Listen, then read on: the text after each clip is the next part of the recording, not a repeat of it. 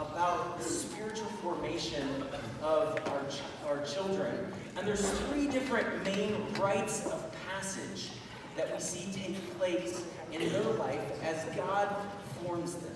Three different major rites of passage, but that in between all of these rites are just the small, ordinary, everyday ways that God changes us. The first is baptism, which you just got to see from Poppy. The second is the first communion that we're going to get to see from Elisa this morning. And then the third rite of passage is our older children as they graduate 5th grade and then move and commence into our youth ministry.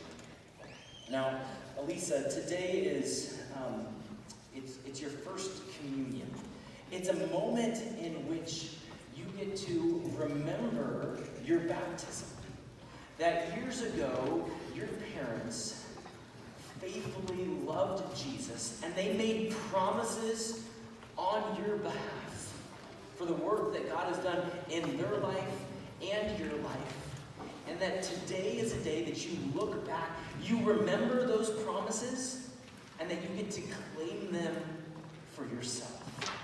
And that you profess your faith in Jesus Christ. It's a glorious day, and it's wonderful to see how God has been faithful in your life over all of these years.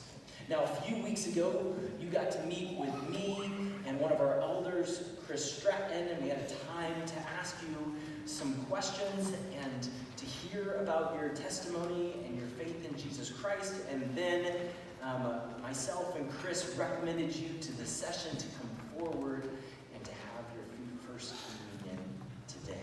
So I'm going to ask you those same questions that I asked you a few weeks ago.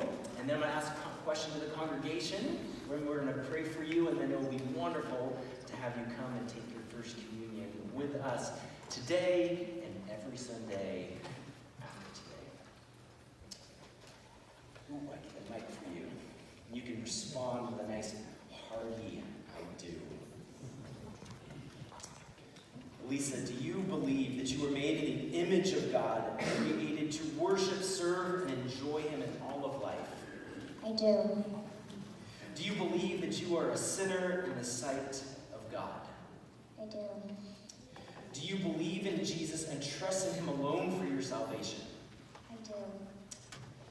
Do you want to follow Jesus, do what He says, and do you trust that the Holy Spirit will help you? I do. Do you promise to join with us in all the worship and work of the church? I do.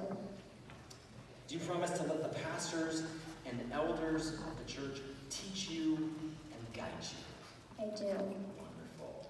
And to the congregation, having welcomed Elisa Mercer to the Lord's table, do you, the members of this church, now promise to pray, to promise to continue to love and serve her in the Lord so as to help each other follow Christ?